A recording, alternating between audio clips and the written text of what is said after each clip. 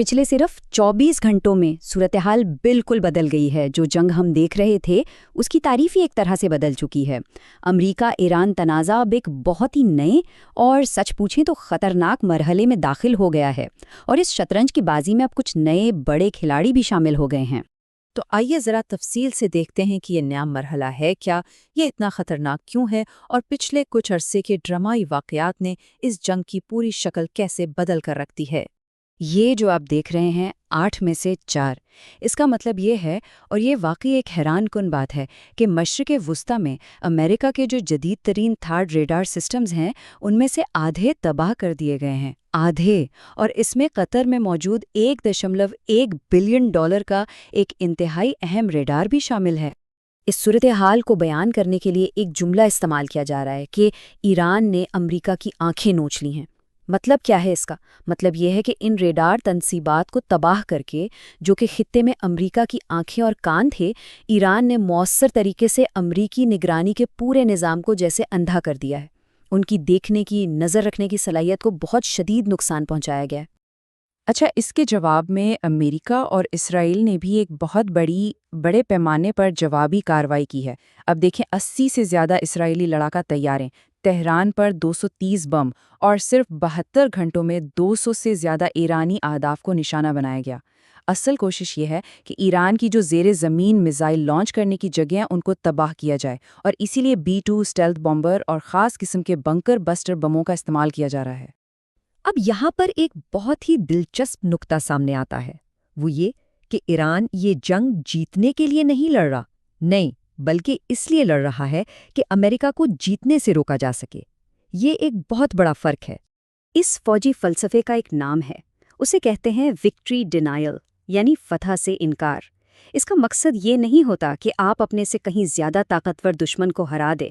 नहीं, मकसद ये होता है कि जंग को इतना लंबा कर दो, इतना महंगा बना दो, इतने नुकसानात पहुंचाओ कि दुश्मन के लिए जीतना ही नामुमकिन हो जाए।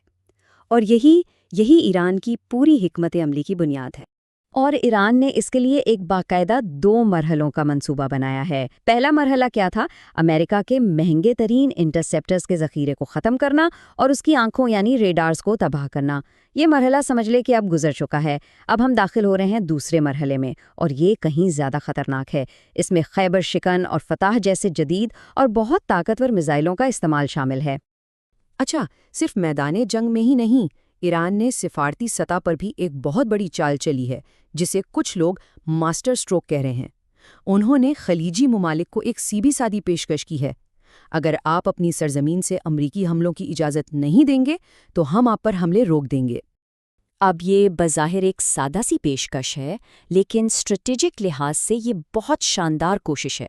इसका मकसद है अमेरिका और उसके खलीजी इत्तहादियों के बीच में फूट डालना। सोचें ज़रा, सऊदी अरब जैसे ममालिक पर कितना ज़बरदस्त दबाव आ गया है कि वो क्या करें।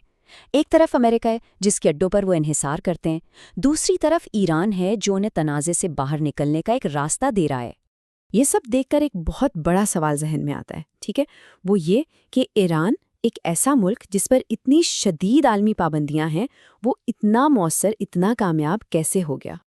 और इससे भी बड़ा सवाल ये है कि ईरान की इंटेलिजेंस, उनकी मालूमात इतनी दुरुस्त कैसे हो सकती हैं? उनके पास कोई मोसाद जैसी आलमी जासूसी एजेंसी तो है नहीं, तो फिर वो जदीद और खुफिया अमरीकी असासों का इतनी ठीक निशानदेही करके उन पर हमले कैसे कर रहा है? तो यहाँ पर तस्वीर में एक और बड़ा खिलाड़ी दाखिल होता है, रूस। ज़राए ये दावा कर रहे हैं कि रूस ईरान को हर तरह की मदद दे रहा है। अमेरिकी असासों की असल हकीकी वक्त की मालूमात, CIA अफसरान और फौजी अड्डों के ठिकाने बताना, यहाँ तक कि फौजी हिकमत अमली बनाने में भी मदद कर रहा है। यूँ समझे कि रूस की मदद से ईरान के आम बैलिस्टिक मिसाइल इंतहाई प्रिसिजन वाले हथियारों में बदल गए हैं।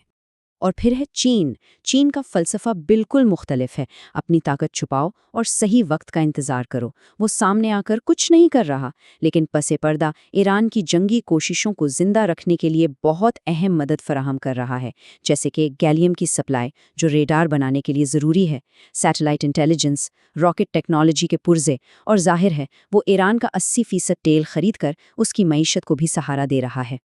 अच्छा, اب آتے ہیں اس کے عالمی اثرات پر، کیونکہ یہ لڑائی اب صرف مشرق وسطیٰ تک محدود نہیں رہی، اس کی لہریں، اس کے اثرات ہزاروں میل دور دوسرے خطوں تک پہنچ رہے ہیں اور پوری دنیا میں طاقت کا توازن بدل رہا ہے۔ اس کی کچھ مثالیں دیکھیں، یوکرین کو لے لیں۔ ستم ظریفی دیکھیں کہ یوکرین کے ڈرون ماہرین جو روس کے خلاف لڑ رہے ہیں، اب مشرق وسطیٰ میں انہی ایرانی ڈرونز کا مقابلہ کرنے میں مدد دے رہے ہیں جو روس استعمال کرتا ہے۔ دوسری طرف تائیوان کو دیکھیں، امریکہ وہاں سے اپنے اہم فضائی دفاعی نظام ہٹا کر مشرق وسطیٰ بھیج رہا ہے، جس سے چین کے لیے کام آسان ہو رہا ہے، اور یہی حال جنوبی کوریا کا ہے جو شمالی کوریا کے سامنے زیادہ غیر محفوظ ہو گیا ہے۔ تو ہو یہ رہا ہے کہ ایران پر توجہ دینے کے چکر میں امریکہ دوسرے اہم محاذوں سے اپنے وسائل ہٹا رہا ہے۔ تو یہ جو ساری صورتحال ہے، یہ جو بڑھتی ہوئی مایوسی ہے، یہ اب سب کو ایک بہت ہی خطرناک آپشن کی طرف دھکیل رہی ہے، اور وہ ہے ایک ممکنہ زمینی جنگ، تمام تر خطرات کے باوجود۔ لیکن یہاں امریکہ کے لیے ایک بہت بڑا مسئلہ ہے۔ CNN کا ایک پول یہ دکھاتا ہے کہ صرف 12% امریکی عوام زمینی حملے کے حق میں ہے، 60% اس کی سخت مخالفت کرتے ہیں۔ اس کا مطلب یہ ہے کہ امریکی انتظامیہ پر اندرونی طور پر بہت زیادہ دباؤ ہے، اور فوج بھیجنے کے لیے عوامی حمایت بالکل نہ ہونے کے برابر ہے۔ اور یہ ٹیبل، یہ ایران کی وکٹری ڈینائل حکمت عملی کو اعداد و شمار میں بالکل واضح کر دیتا ہے۔ ایک طرف امریکہ ہے جو مہینے میں تقریباً 7 پیٹریٹ انٹرسیپٹرز بنا سکتا ہے، دوسری طرف ایران ہے جو مہینے میں 100 کے قریب بیلسٹک میزائل تیار کر لیتا ہے۔ یہ ایک ایسی پیدائشی دوڑ ہے جسے امریکہ جیت ہی نہیں سکتا۔ اب دفاعی میزائل بناتے رہیں گے، وہ حملہ کرنے والے میزائل اس سے کئی گنا زیادہ تیزی سے بناتے رہیں گے۔ اسی لیے ایران کا موقف بڑا واضح ہے۔ وہ کھلے عام امریکہ کو چیلنج کر رہا ہے، انہیں اکسا رہا ہے کہ آؤ زمینی فوج بھیجو۔ کیوں؟ کیونکہ انہیں یقین ہے کہ آمنے سامنے کی دست بدست لڑائی میں وہ امریکی فوج کو بہت بھاری نقصان پہنچا سکتے ہیں، ایسی لڑائی میں جہاں امریکہ کی فضائی طاقت، ان کے جہاز بیکار ہو جاتے ہیں۔ تو آخر میں سوال یہی رہ جاتا ہے کہ اب جب کہ روس اور چین جیسی بڑی عالمی طاقتیں بھی اس کھیل میں پس پردہ ہی صحیح شامل ہو چکی ہیں، تو کیا اس آگ پر قابو پایا جا سکتا ہے، یا یہ علاقائی تنازع اب ایک ایسے بڑے اور بے قابو عالمی تصادم میں بدلنے جا رہا ہے جس کا کسی کو اندازہ نہیں؟